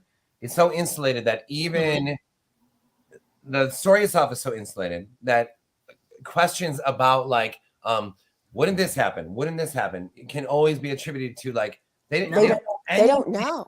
Everything they've been given has come from Judith Dancy. Right. Yeah. Right. So like you have to be able to think that way. If it's like, why wouldn't they behave this way? Why wouldn't they? First of all, they're also only, I think the kids are only 12. They're 12.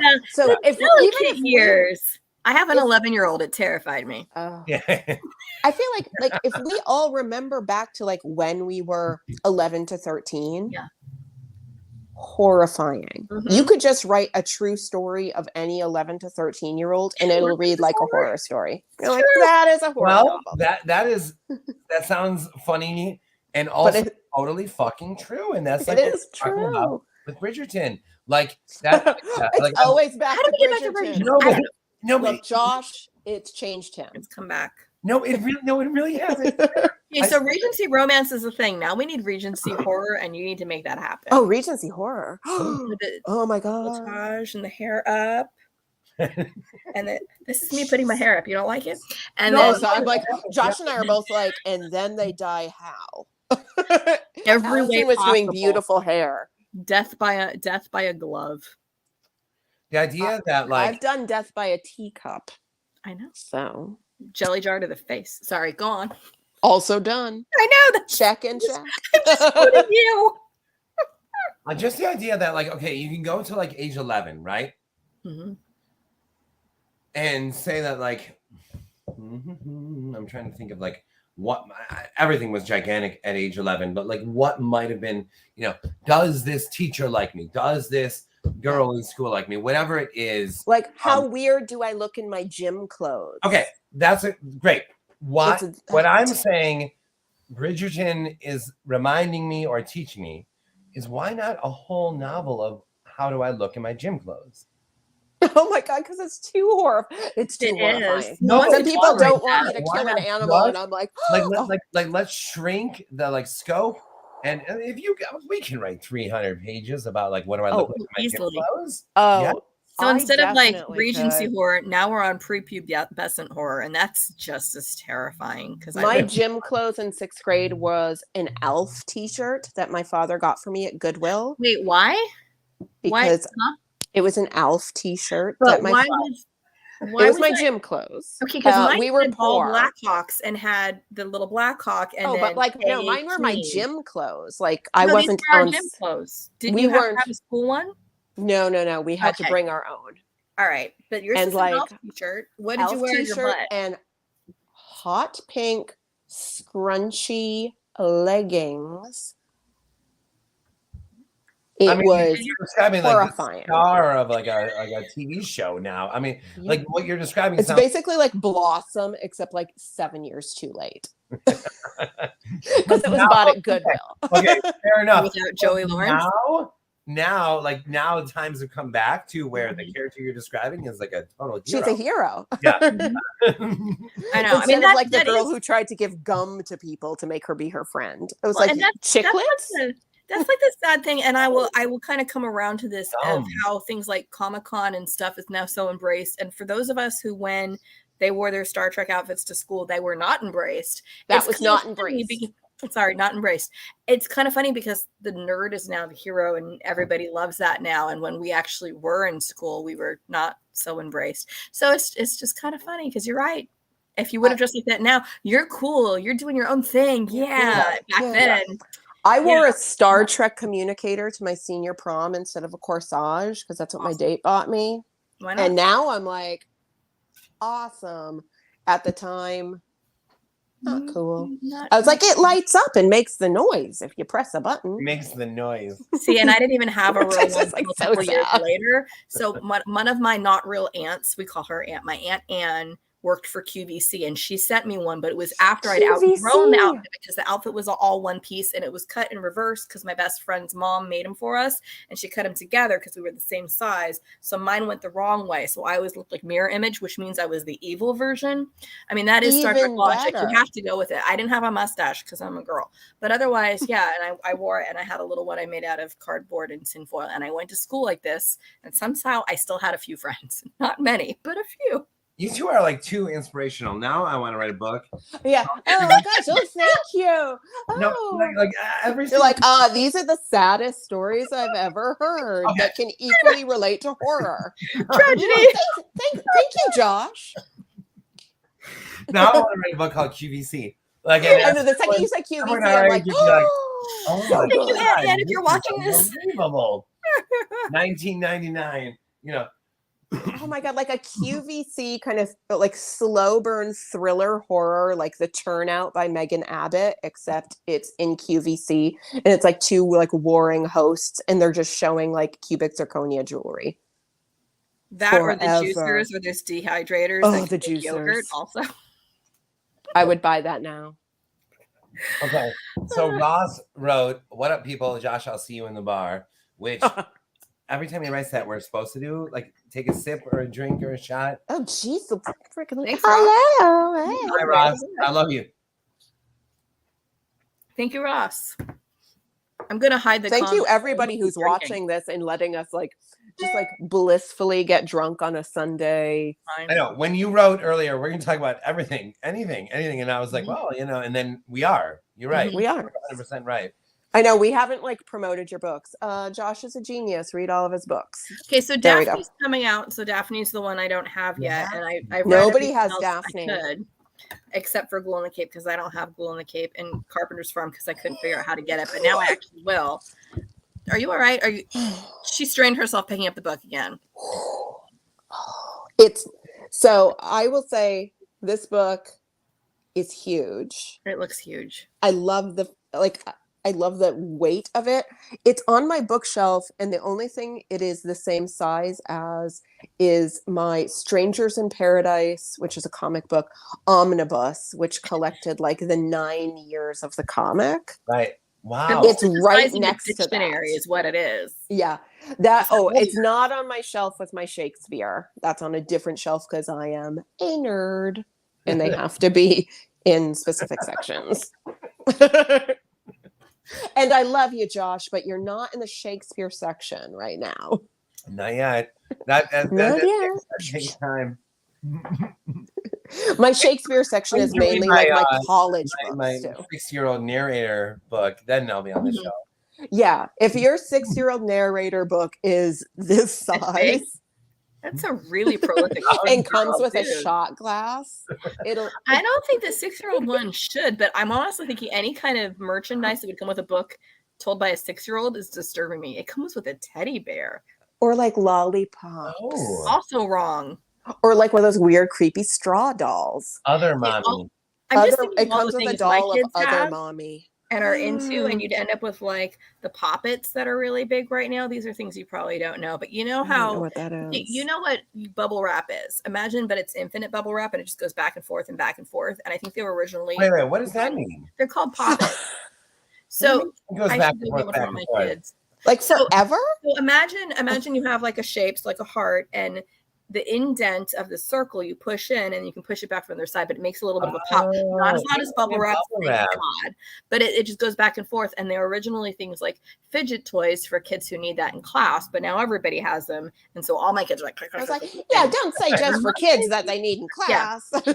No, they all have that, but all of So this you could just like pop it forever. Does it make a popping noise? I'm just saying I can age range the toy appropriateness of anything, and this is not a anyone needs. And I cannot. I'm like Sorry. Terrifying poppet with no face and a shot glass. That's your merch for your weird mommy store. There you go.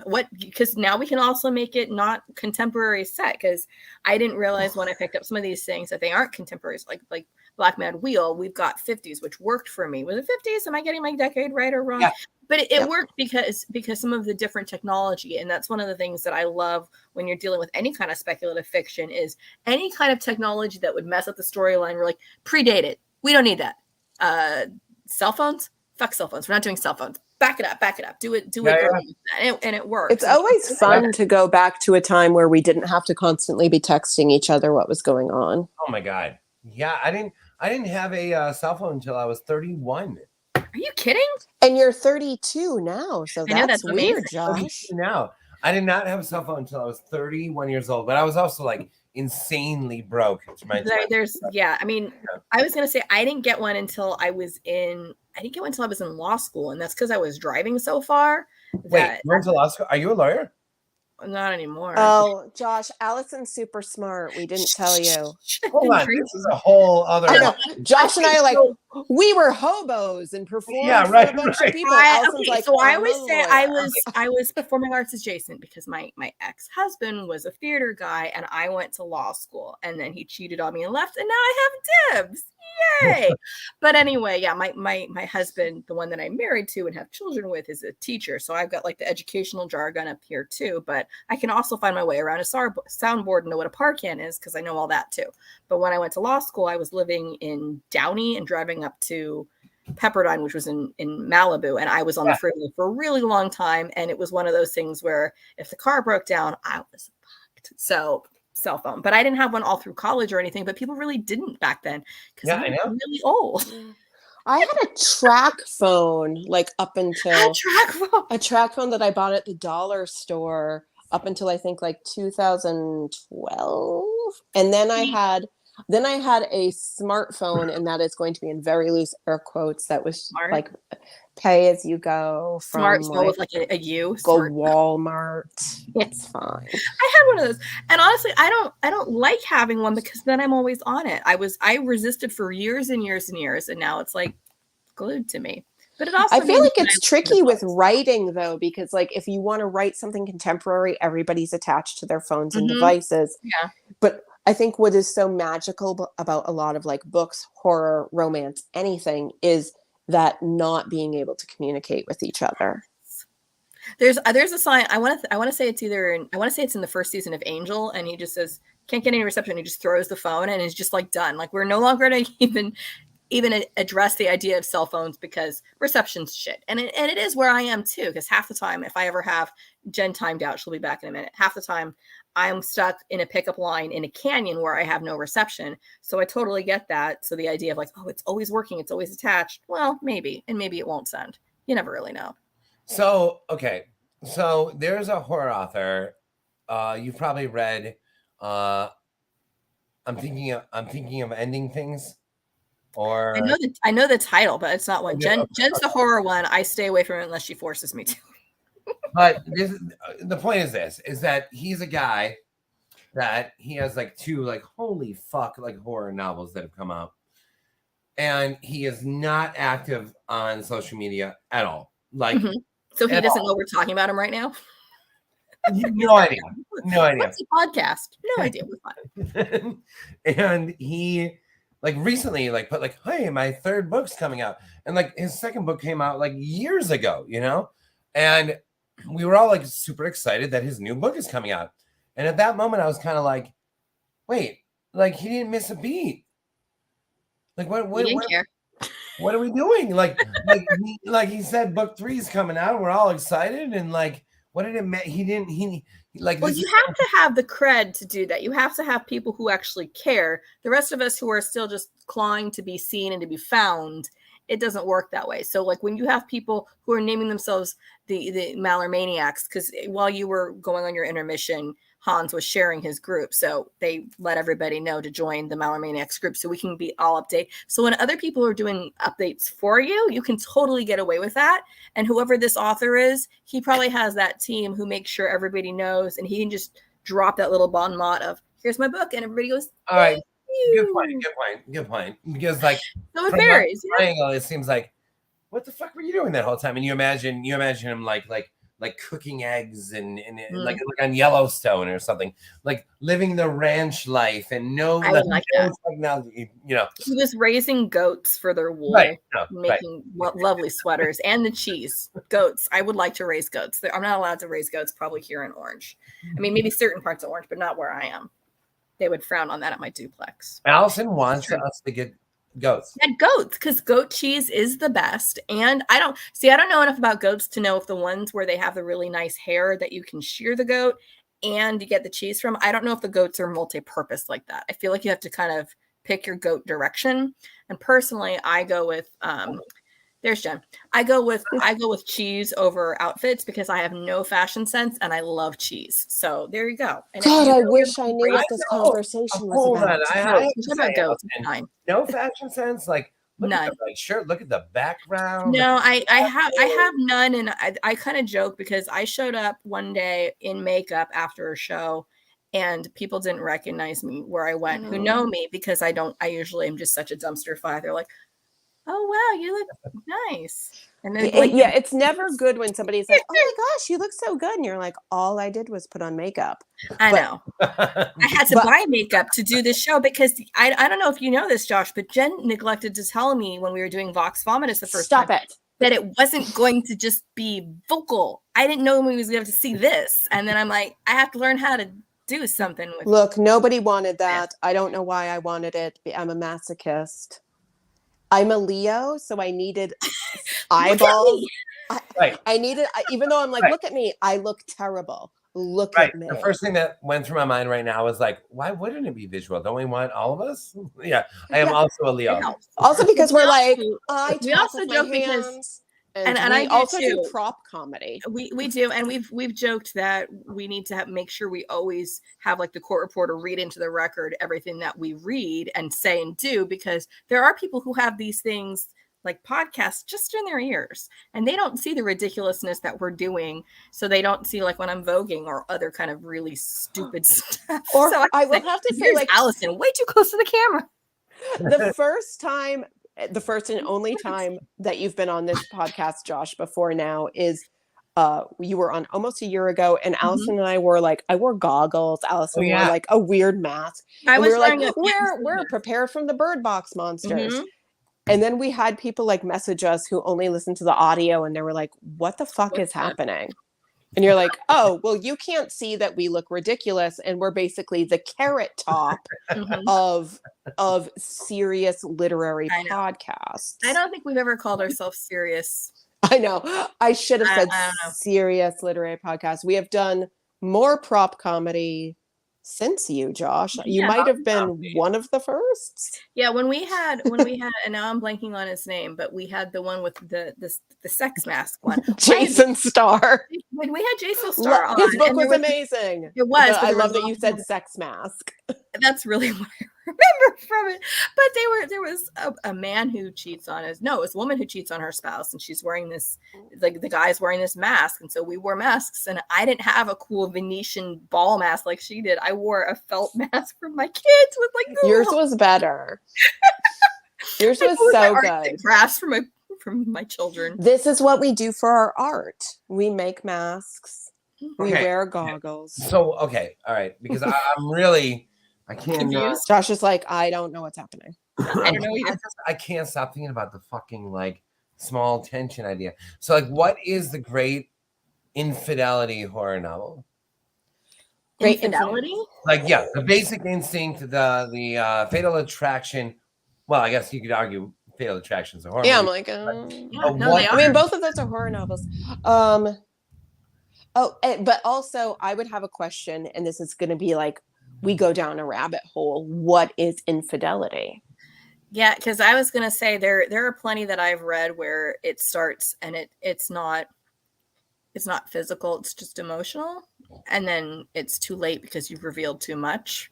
So a lot of times it doesn't have to be physical, and then it's like, okay, well, can I come back? Because I know I just read something that isn't a horror novel, but there's infidelity even before that.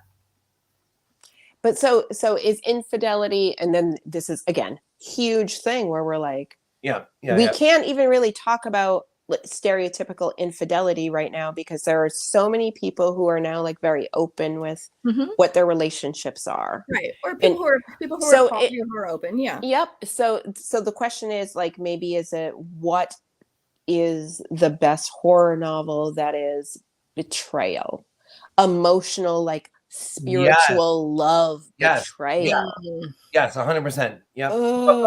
Relationship betrayal. Betrayal. Yeah. I feel like the entire book Ghost Story by Peter Straub is all about relationship betrayal, because every single character in that book feels like they have a relationship with her. Yeah. With her. Yeah. So that to me is my first, like, that's huge betrayal. Every single character feels like on a core level betrayed. But that's also like, I don't want to say old school, but it is, oh God, betrayal. Yeah, I'm thinking, I'm not coming up with much. And honestly, it's because it feels like so often the horror stuff, it's too external, and that's not what I enjoy. I enjoy the internal. I enjoy the process, and that's and I think someone would have explained to me that horror was thank all you, internal. Allison. Yes, totally, Allison. Thank you. This comes back to, and I'm not saying everyone should agree with me, but this comes back to sex and violence are already knives. Yeah. Mm-hmm. And so, like, it's going to happen. Else. Like, I want to be cut with something else. Okay, and then back to the heat level. See, this is the thing I get, because I have read plenty of stuff. Some of them published books, some of them things I just read on my phone at night when I can't sleep. And they can throw in they can get really explicit really fast, and it doesn't necessarily mean the tension. But that doesn't mean the tension is there. And I've read books, and I won't throw any authors under the bus, but I read one recently that I enjoyed generally, but the sex scene was 25 fucking pages long. Oh, that sounds awesome. You're like, Josh was like, just drop that. I'll tell you it later. But it was just one of those things where at some point, you become numb to it. And I don't mean physically, but I mean, you become numb to it. Yeah. But I mean, also physically, you would become numb to it. You'd be physically chafed, but that's a whole nother story. But part of it just being the fact that so much. Allison, drink more during the podcast. I have to usually get children someplace. I'm not allowed to. But just the whole idea of you've got these characters and the longing and the yearning, and that tension is what brings you there. And the minute you pop the bubble, I said bubble, not anything else. The minute you go there and release the tension, you lose it. And that's why for me, I've read a lot of romance, I've read a lot of rom-com that doesn't work for me because the tension is released too soon. And then maybe, and even the one with the 25-page sex scene, my one complaint is it comes when the characters are still not being honest about how they actually feel about each other. And then when they finally get to that point, we don't see that. And for me, I wanted to see the difference between, and then there wasn't a second scene because I guess, so what you're saying, after 25 pages of a sex scene, I feel like any human person, not saying it's a book about humans, would need a little bit of a break.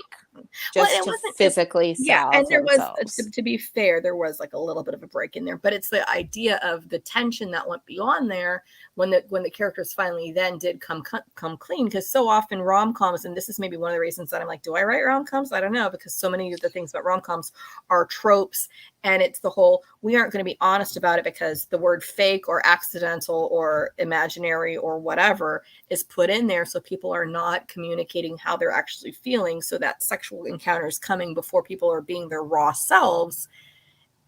Then I want to see what it's like when they are. That's all I'm saying.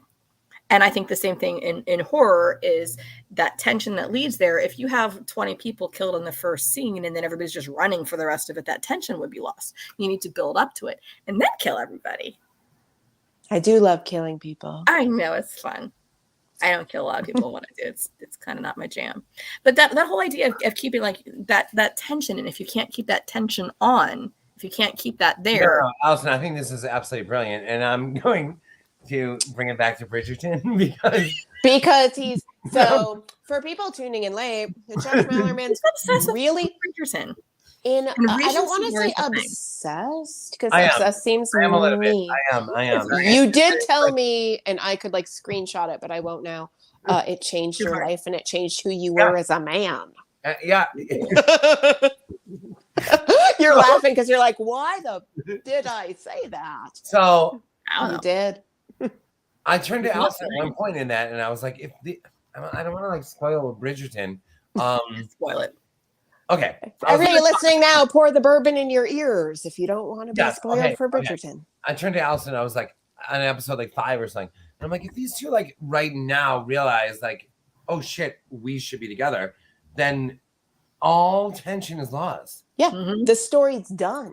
Yeah. The story's done. Like, and you can imagine producers or writers being like, and then they realize it, and then now this happens. Now it's a problem. No. Doesn't matter what happens after that. It doesn't matter if it's like, frowned upon. No, all that matters is whether or not it doesn't matter what anyone thinks outside of these two. They have to know it. Right. Okay, but you also just solved the problem of 80s and 90s shows and sitcoms and everything, because that was always when those shows got canceled, is whenever the leads got together, because when Joe and Helen on Wings finally get together, they've got to bring in her funny sister Casey, and no one really cares. You have to have that tension until then. I just revealed my age. Yeah. And we have to have will they or won't they?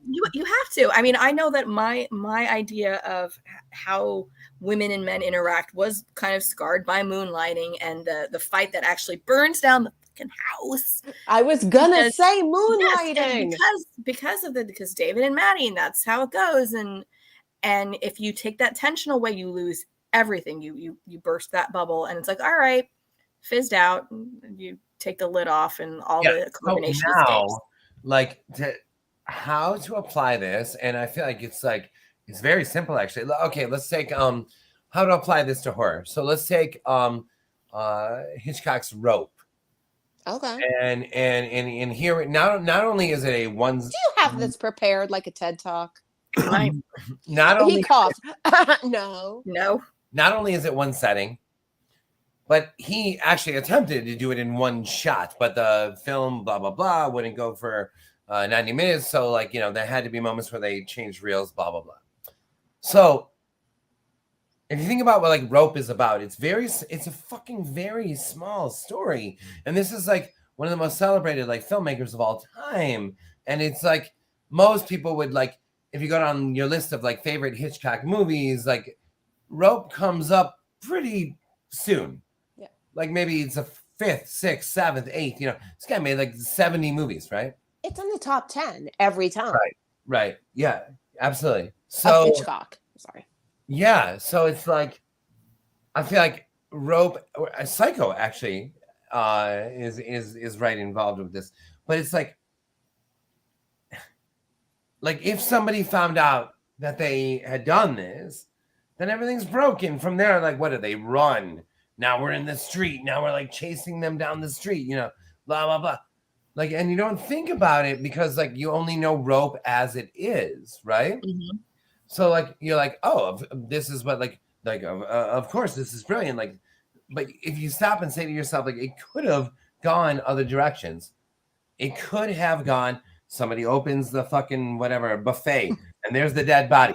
And now they run. And now we're in the street. And now we're in some weird bar. And now we're no. It's all in that fucking apartment. Yeah. I'm gonna call this the Bridgerton, not effect, but the Bridgerton. It should.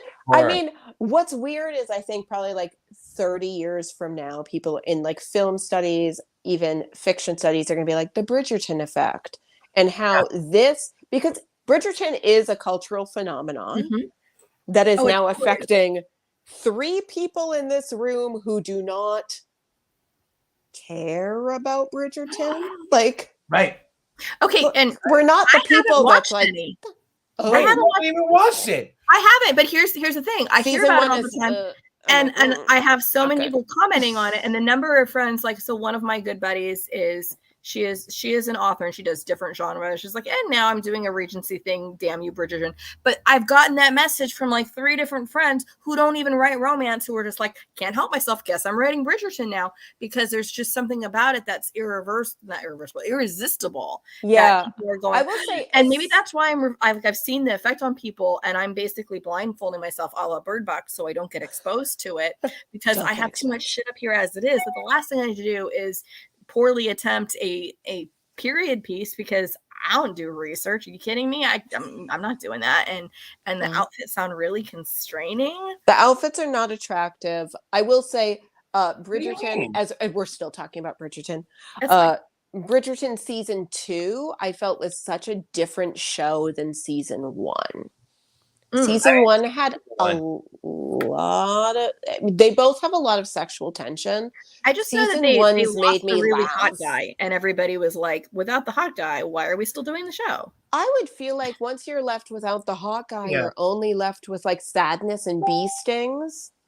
And if you've watched season 2 of Bridgerton, that is where I'm at. Okay, and Hans does answer that. This will be much shorter, I promise. Give me one. Oh, he's leaving. No, it's okay. I'll hold the Hans question. But no, I've gotten that message about everybody's like writing Regency, and it's interesting because I'm sure there are people now who are looking for Regency, but there's probably a flood now of everybody's trying to get on that train, and by the time people are done penning it, that train will have left the station and it'll be something else, which is why it is funny, because like for people who don't know what an MSWL, it's the manuscript wish list, and both agents have them and editors have them, and it's really hard because sometimes what you wrote just doesn't fit what people are looking for. So it's like you've got to guess at what someone might want, but you can't wait till you hear that they want it, because it takes you have to think of it 2 years from now, right? And then you have to hope that what they're doing now, it does help if you're querying various agents and say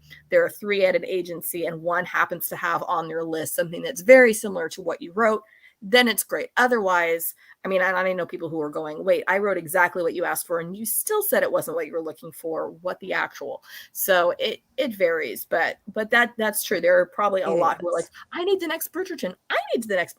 You guys, but I feel like we're not all writing the next Bridgerton. The thing which we all love Bridgerton in theory. Everybody loves Bridgerton because of multiple things: beautiful costumes, beautiful people, beautiful settings, everything. But I think beautiful men, beautiful women. I think what makes everybody relate to it is like these core things that we all relate to. Where Bridgerton season 2, my preferred season, is, if we're talking romance, an enemies to lovers thing. But also kind of forbidden because there's, I don't want to give any spoilers away. See, and I love the enemies to lovers thing. Bridgerton season 2 really works on an emotional level. Okay, and see, those are the kind of things that matter to me more. The emotions, and I do love the enemies to lovers thing. I'm all about that. I mean, it's definitely shout out, early plug to Allison's Dibs series. Her 4th book, not released yet, is I know, released soon. Is, we're gonna just mildly say enemies to lovers. Can we say mildly? Mildly. Everything in Bridgerton is mild. Everything in. Is it? Is it not that bee sting? No, but is it for real mild? Oh, are we talking about Allison's book or Bridgerton? I don't know what we're talking about. No, Bridgerton. Enemies to lovers, is it real mild? I feel like the terms enemies and lovers is weird. Yeah, I mean, it's enemies tossed is around often a like lot. rivals to lovers. So Yeah. sometimes the idea is we're both gunning for the same thing. So I think that's what you meant, Jen. So the rivals to lovers thing, that's a trope. And I mean, romance, I think one of the things that's all about romance is there's so many tropes. I don't know horror as well. I don't know if there's many tropes that you guys God, no, and I guess I get people do the whole like, oh, well, I love these tropes, or which trope can you never get enough of, or which trope do you want to see subverted? And then it's just like, can we just maybe do a story rather than worrying about which tropes we stick on the end like it's a stamp collection and we're doing. But sometimes the tropes happen naturally, and if I they're feel natural, like that's great. But I feel like there are people who just write them for the trope. Like, and I don't know. And again, I don't know as much about horror to know what tropes there are. No, I feel like you're like in romance. So tell me some horror tropes. Well, I feel like all the tropes are the same tropes, no matter like really when you like nail it down, it's the same thing. It's being nailed down as a trope. Nailed down, total trope. Ouch. Also, kind of. Oh, I was doing it in a sexy way. Sorry, so I shouldn't have said crucifixion. But I think tropes are tropes, and we all kind of all the genres do them. Yeah. Enemies to lovers is always a trope. Well, in romance, so there's so many because it's like there's the only one bed and the fake relationship. I don't even know what. Fake relationship. I understand. You don't know the only one bed trope? It's when they end up at a hotel. Oh, never mind. There's only one bed. I know that from real life. It was just real life. That's hilarious. But I don't feel like and maybe it's because I haven't read as much horror that I don't feel like I've seen. Okay, so is the apocalypse a trope? Maybe, but now it's a whole genre called dystopia, and I wrote one of those, or I'm writing one of those, and it's kind of is dystopia a trope? It's not. It's a genre. A trope? Yeah. I've pulled like the whole. You guys have seen the Venn diagrams. I happen to like Venn diagrams because I'm a nerd, where they show the different speculative fiction, and horror is in one, and fantasy is in one, and sci-fi is in one, and like dystopia is one kind of there. And I guess the question is, how bad is the dystopia? I mean, if it's got it's bad that it ends up being more horror. But I mean, I think the thing that I've realized is a lot of times, like when I was reading your work, Josh, and I know that you're listed as a horror author, I don't read what you do and go, I'm reading horror, because so much of it doesn't feel like horror to me until you get to the moment where you're like, well, now I'm horrified. It seems kind of obvious, but so much of it doesn't read that way because I had such a limited, narrow idea, splatter punk or something gory, or the horror movies that I grew up with and was not allowed to watch. No, I actually feel like you're kind of like right for not thinking that. Like when Birdbox, which is my first book, like that was published, comes out, the publishing house was talking about it like this is actually a thriller. This is sci-fi because there's like some sense of aliens, even though it's not. But sorry. So it was. And I like that in the book we never see or know anything, and I wish that in the movie they could have not. But whatever. I mean, no, they didn't show. They didn't show it. They draw. And I made the mistake of having seen a review of the movie where look at me almost speaking over Josh, like, let me tell you about this book. Like, such an author right here, but Jen, tell me what you think. I'm the expert. I would say the drawings are just people's interpretations of what they can express as madness. Right, but I would agree with Allison though that like okay, there was like a dream sequence that they had like filmed. That they got rid of. Like, thank fucking God. And because even if you knew it was a dream sequence, it's still going to be there. If that was the only image of the monster that you saw, then you would subconsciously, whatever, assume that this is the monster. Yeah. So the drawings do the same exact thing. Mm-hmm. Yeah, I agree. And because again, because I'd seen something that said, "Oh, what is the monster in it?" Because my viewing at night, and this is part of the reason I haven't seen Bridgerton, is I'm married to a man who has different tastes than I do, and we have small children, so we usually get 1 hour of TV a night, and we binge whatever we're watching right now. So you can't watch Regency porn and or he's not interested in that, and that's fine because I haven't really been all that interested, so I haven't like fought him on it. There are a few things that I kind of dragged him into watching. Like I'd be watching and he finally watched Girls with me, and he finally watched True Blood with me because, you know, he's like, okay, fine. I'm sorry, I almost lurched at the screen when you said girls. I'm like, oh, Adam Driver. Adam Driver. Yeah. Adam Driver. But again, we also watch a lot of stuff on YouTube. So we watch a lot of film theory and things like that. So I think that's my first exposure to it before I even saw the movie. So I knew to be looking for it. So I saw things completely ass backwards, and then actually got to read the book, and I'm like, oh. And I wished, and I loved the movie, but the book was so very different. And I wish that had been my introduction to it. And I'm glad that I did that and didn't just skip to Mallory, because Mallory wouldn't have made a lick of sense if I just gone from the movie. No. Like Mallory picks up in a very different place. What? So I will say before, because we're getting close to kind of we're at the 2-hour mark, and I feel like we should end. Banging down the door. I know everybody's dying. Nobody's been fed. Birdbox. You're so good. My dog starving now, almost dead. Birdbox. Animals die sometimes, Jen. I read Birdbox, and there's only very few books in my life that I've read like in its entirety in one sitting. Birdbox is one of 2. Oh, wow. And both of those 2 books, I immediately looked to my husband and said, he was not my husband then, but I said, right now, read it right now.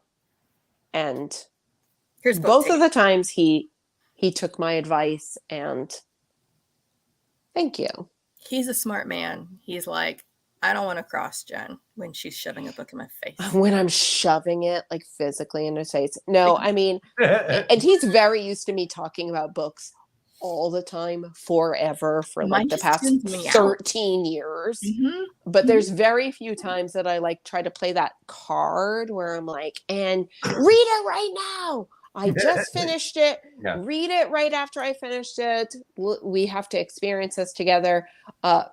Birdbox was one, and I'll say Cabin at the End of the World by Paul Tremblay was the other one that I forced physically into Roman's hands. Tag Paul Tremblay in this and tell him he's been tagged a lot, and that he's been tagged twice. He's going to be like, please stop. He should just know. Please stop, Jennifer. But he's also another New Englander. Yeah, he sure is. Proximity. Okay. So I'll just say this real fast before we sign off or whatever. Before we have to leave, because it's like 2 hours, which we've loved. Yeah. But which is that, like, so Tom as a lover in the movie, right? It's like, oh my God, like to lose him, whatever, is like the worst thing in the world. But there is one thing worse, which is to lose the optimist, the house optimist. And so in the book, there's no love relationship between Mallory and Tom. No. And the fact at the moment when Tom, goes mad, whatever, it's like she didn't lose a lover. She lost someone that she lost the optimist. Like the optimism is now gone from the house. Yeah. She birthed one, and then she spends the next decades quashing that. Yeah. Right. It's like so much darker than losing a lover. So much darker. And that being said, Birdbox, the movie, Netflix, everybody, it's fucking We love great. you, Sandra Bullock. There's a lot against it. Sandra Bullock, Queen. We're right. Mike Job. Josh agrees. Yeah, but I feel like I think every author who writes anything is like, I hope this becomes a 8-episode thing on Netflix or HBO Max, because sometimes we think this can't be a movie. Yeah. Everything I've done can't be 2 hours. It has to be 8 hours. Up by Apple like that. I have Apple. When do I get to watch it? I know. I'm sorry. No, I mean, there are so many things to say. There's a lot of stuff that happens there. No, Apple's one that we weren't going to get. And it's like, oh, it came with some of our products. So I guess we're going to watch it. And then Ted Lasso just drew us in. And now we're watching Foundation. Apple's doing good stuff. Severance is freaking great. I haven't seen Severance yet, but I need to. All right, Alice and I will watch it, maybe even tonight. Yeah. Yeah. Watch. If anybody watching this now live or again in the future, Severance on Apple TV is what you would want if you wanted to watch The Office, but you wanted it to be a horror movie mixed with Inspection by Josh Malerman. Okay, that works. And then It is. I'm going to be super selfish here and plug. I'm going to be doing my show To the Moon, Allison on Tuesday with Andrew DeYoung, who wrote Temps or The Temps. So if you want apocalypse in an office building, I want all of that by a dystopian corporation. Yes, there we go. Because that's yes, like Office. But that was an extremely effed up book, and I loved it. So I love it. I love it. Thank you, Allison. Thank you, Josh. Thank you, Roman, who had brought me bourbon. Did he bring you bourbon? He did bring me bourbon in the middle of this. Thank you, Roman. Thank you, everybody who watched this live. People who are listening to this on the replay, if you're listening to this on YouTube, like and subscribe, because this is your place for To the Moon, Allison, Let's Scare Jennifer to Death, also Vox Vomitus, and other general wackiness. Oh, I love when a comment comes up. Those are the people that have stuck through it till the end. Yes, Elisa Von says, can't wait for your next Vox Vomitus visit, Josh. I guess she just presumes you're coming back after this. She's like, you're just going to come back, that we haven't scared you off. And I hope we'll get it. Sorry, Josh. She wants ducks, and I don't blame her. I know. So got the whole thing that we will talk about after the show, and then in our next show, ducks. And goats. And goats. And ducks, goats, dogs, all of it. Come back Wednesday night at our normal time, 6 p.m. Eastern, 3 p.m. Pacific. We have Nancy Bilyeu talking about her new novel, Fugitive Colors, her sequel to the best-selling author, The Blue. Historical fiction, also creepy. All of the things we love. Thank you, Roman, our producer, my husband. Thank you to everybody who's watching. Thank you to Allison and Josh. Like and subscribe on YouTube, and peace out. We're going to drink some bourbon and still keep talking.